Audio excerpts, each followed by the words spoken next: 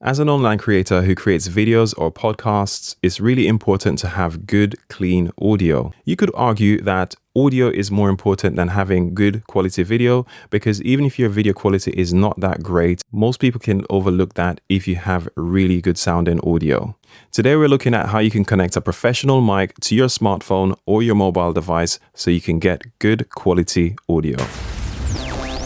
Hello and welcome to another episode of Future Steps Creative with your host Marlon McPherson, where I help creative professionals and entrepreneurs with content and website strategy so that you can attract and convert more of your ideal clients and customers on your website. Just before I jump into today's topic, if you'd love to get a list of the tools that I use for my content creation, as well as for my websites to run them and the whole operation, check out my toolkit over on marlonmcpherson.com/toolkit, where you can get free instant access and see some of my favorite tools.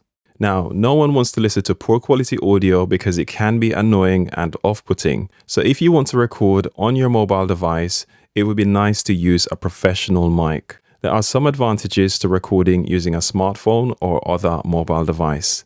Well, first of all, you get high quality recordings done on a mobile phone without necessarily being tethered to a permanent studio setup. And also, it can be more convenient to record from anywhere whenever you want, and therefore increase your chances of creating more content. Most professional mics are used in studios or on stage with a 3-pin professional microphone connection called XLR. And on top of that, many of them require a power source in order for them to work. This power source is referred to as phantom power, and it needs to be delivered over the same XLR connection. The problem is mobile phones or other mobile devices do not have this type of connection, and therefore you cannot plug an XLR mic directly into them. Luckily, there are adapters that can help you to make this connection directly to the mic/headphone jack socket that's directly built into your smartphone. I have several microphones that require XLR connection, and I regularly use an adapter called iRig Pre to make this connection between the XLR microphone and my smartphone jack or headphone mic/combo so that I can actually get the signal going into these devices. This includes my Android phone, my iPad Pro, as well as even my MacBook Pro. Practically anything that has that connection where you can go in with a mic/headphone headset type connection, you can use this with the iRig Pre.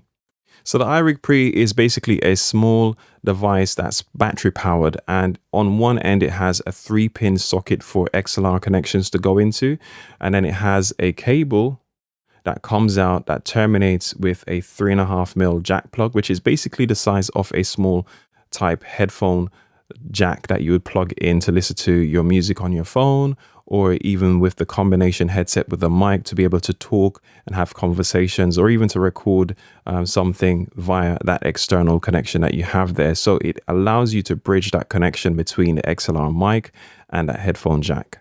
Now, because it's battery powered, it also delivers that power that's needed, phantom power, for some of these XLR microphones that do require you to have them powered.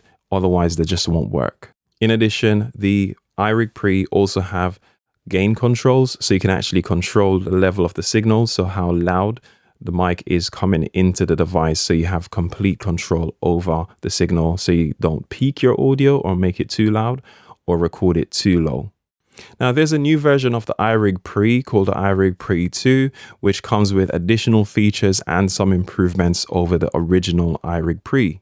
With the iRig Pre 2, you have direct monitoring of your audio, which means you're able to plug in some headphones and hear in real time whilst you're recording what your audio sounds like. So this gives you an indication of whether or not your audio is too low, too high, or if there's some sort of interference in the signal coming through on your audio, so you can be sure to rectify that before you go through a whole session of recording poor quality audio or audio that is unusable. It also has some improvements with the gain control, so you can actually be more precise with how you adjust the level of the signal coming in from the mic, so you can decide exactly where you want it and get things perfect. Now let's talk about how you use the iRig Pre or the iRig Pre 2.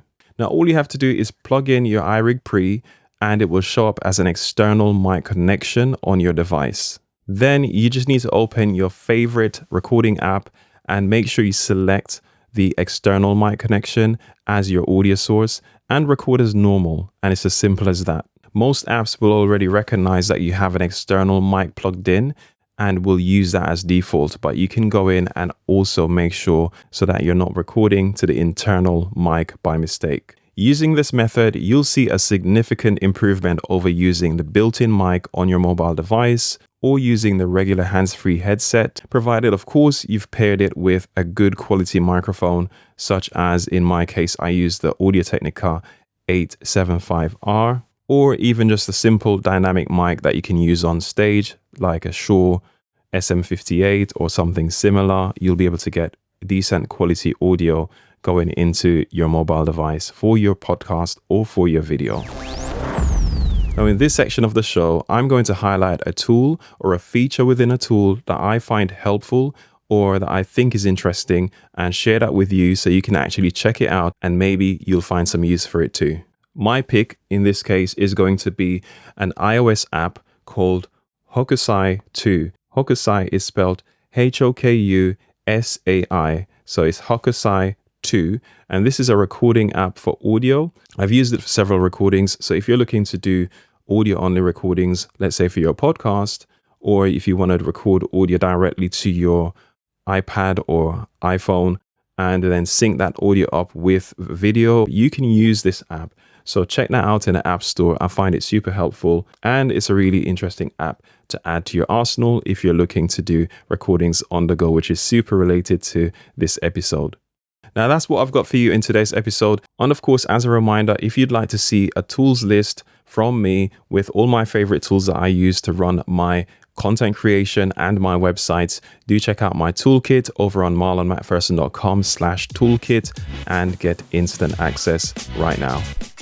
Hey there, I just wanted to jump in and say thank you for tuning in to another episode of Future Steps Creative, and I hope you found this episode informative or helpful. Also, if you'd love for me to help you directly with your content strategy or your website strategy, do reach out to me over on my website, marlonmcpherson.com.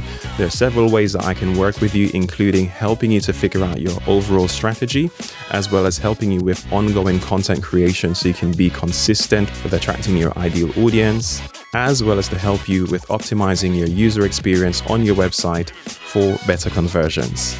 I look forward to hearing from you soon, and I'll speak to you in the next one.